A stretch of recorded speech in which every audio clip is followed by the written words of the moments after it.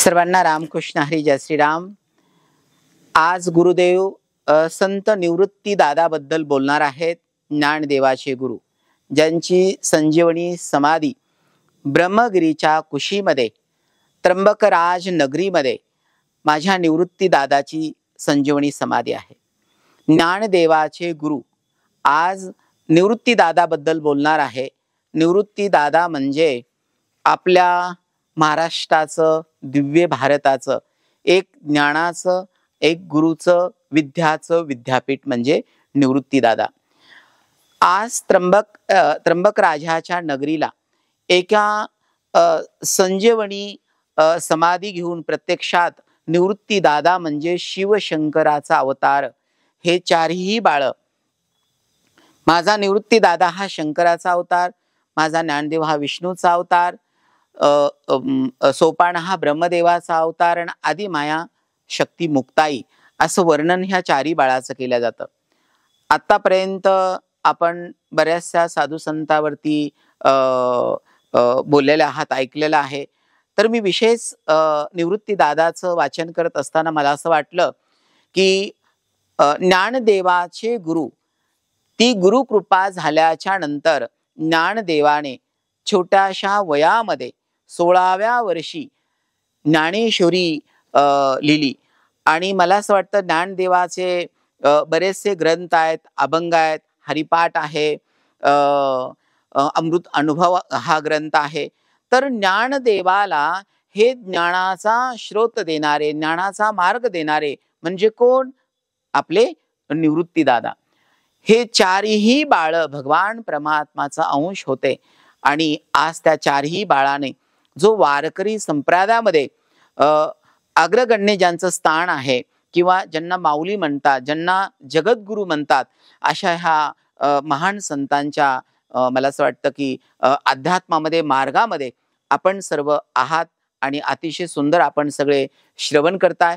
तर निवृत्ती दादाचा रामनामाबद्दल त्यांच्या अंतरीचा भाव, त्यांचा अभ्यास, त्यांची ओढ कशी होती आणि रामनामाचं चिंतन माझ्या निवृत्ती दादाने कसं केलं आणि निवृत्ती दादानं त्यांच्या अभंगाद्वारे, त्यांच्या चिंतनाद्वारे समाजाला कसं प्रबोधन केलं, नामाचं महत्व कसं सांगितलेलं आहे, असा हा अभंग आहे। मी एकदा वाचून दाखवतो। नाम नाही वाचे तो नर निर्दैव, कैसेनी देव पावेल तया। जपे नाम वाचे राम नाम पाहे, जाशील वैकुंठे हरी म्हणता। न पाहे पे दृष्टी कळी काळ तुझ, राम नाम बीज मंत्र सार। निवृत्ती म्हणे नाम जपावे नित्यता, आपणाची तत्वता होईल हरी। निवृत्ती दादा म्हणतात की राम नाम म्हटल्याच्या नंतर तुम्ही रामरूप होऊन जाल, हरी हरी म्हटल्याच्या नंतर आपण हरिरूप होऊन जाल। नामाचं महत्व सांगत असताना निवृत्ती दादा म्हणतात की ज्याच्या मुखात नाम नाहीये तो खरंच दुर्दैवी आहे। त्याला भगवंत कसा काय पावेल, त्याच्या भाग्यामध्ये भगवंत कसा काय येईल। आणि भगवंताचं नामस्मरण केल्याच्या नंतर म्हणजे त्या काळाची दृष्टी सध्या, संकट आरिष्ट सध्या तुमच्यावरती येणार नाहीये। नामस्मरण केल्याच्या नंतर तुम्ही त्या भगवान परमात्माच्या धामाला प्राप्त व्हाल। आणि निवृत्ती दादा म्हणतात जर नामचिंतन जर तुम्ही कराल ना, तर ह्या लोकीही तुम्हाला आनंद मिळेल आणि परलोकीही आनंद मिळेल। रामनामासारखा बीज मंत्र, रामनामासारखा शक्तिशाली मंत्र कुठेही नाहीये असे निवृत्ती दादा म्हणतात। म्हणजे राम नाम हे बीज मंत्र आहे, कारण मुखात जर तुमच्या एकदा जरी राम आलं तरी ह्या मनुष्य देहाचं कल्याण आहे। म्हणून आपण सगळ्यांनी रामनामाचं चिंतन केलं पाहिजे, पठन केलं पाहिजे। रामनामाची आपल्याला गोडी असली पाहिजे आणि आपण संतांच्या मार्गाने जात असताना अतिशय अंतकरणापासून भक्तिभावे आपण त्या नामाचे एकरूप झालं पाहिजे। भगवान परमात्माचं नामचिंतन करत असताना भगवंत कधीही म्हणत नाहीये की तुमचं काम सोडून द्या, तुमची नोकरी सोडून द्या, तुमचा व्यवसाय सोडून द्या, तुमचा कामधंदा सोडा आणि माझं भजन करा। म्हणजे संतांनी असं सांगितलं नाही आणि भगवंतही तुम्हाला असं म्हणणार नाहीये।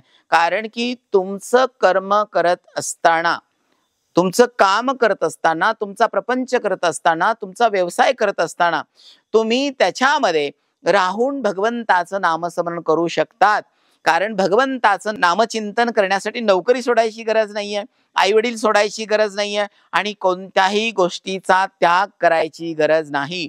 भगवंताने कधीही बोलले नाही भगवंत की बायको लेकरं संसार प्रपंच कर्म सोडा.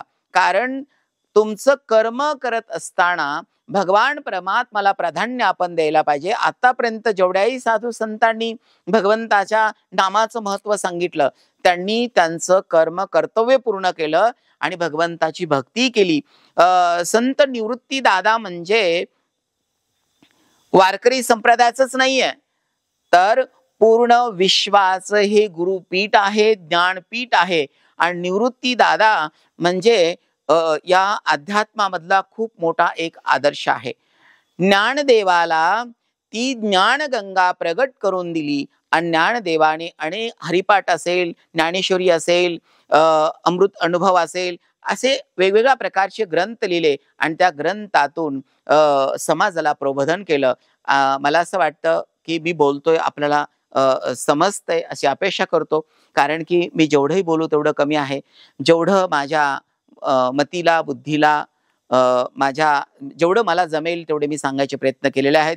याच्यापेक्षा अनेक चांगला गहन याचा अभंगाचा अर्थ असू शकतो, पण माझ्या छोट्याशा शब्दांमध्ये छोट्याशा अभ्यासाने मी सांगायचे प्रयत्न केलेले आहेत. सांगायचे प्रयत्न मी याच्यासाठी करतो की या महान संतांचं मुखात नाम येवं, महान संतांचं हे मानवतेचं कार्य आपल्याला कळावं आणि महान संत आज या महाराष्ट्राला लाभले. ह्या महाराष्ट्राचं भाग्य आहे, आपलं सर्वांचं भाग्य आहे. आणि अशा पुण्य महात्म्यांचं आपल्याला दर्शन होतंय, चिंतन होतंय, तर निश्चितच आपण पुण्याला पात्र बनणार आहोत सगळे. आपल्याला सगळ्यांना समजलं असेल असे अपेक्षा करतो.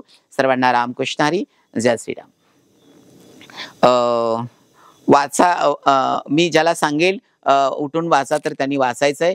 कारण की बघा, चुकू द्या, काही प्रॉब्लेम नाहीये. चुकेल तर आपल्याला येईल, चुकण्याकडे लक्ष देऊ नका. आपल्याला जमेल, मला वाचायचंय, मला वाचता आलं पाहिजे, त्याची आवड निर्माण पाहिजे, याच्याकडे फोकस करा. त्याची आवड निर्माण झाली पाहिजे. मी कोणाला उठवेल तर मला असं वाटतं वाचून दाखवायचं तुम्ही. ओके, ठीक आहे. ननू बेटा वाचतो, ठीक आहे. नाम नाही वाचे तो नर निर्दैव, कैसेनी देव पावेल तया. जपे नाम वाचे राम नाम पाहे, जाशील वैकुंठे हरी म्हणता. न पाहे पै दृष्टी कळिकाळ तुझ, राम नाम बीज मंत्र सार. निवृत्ती म्हणे नाम जपावे नित्यता, आपणची तत्वता होईल Hari. Good good good good. Doctor साहेब एस बेटा वाचून दाखवतो.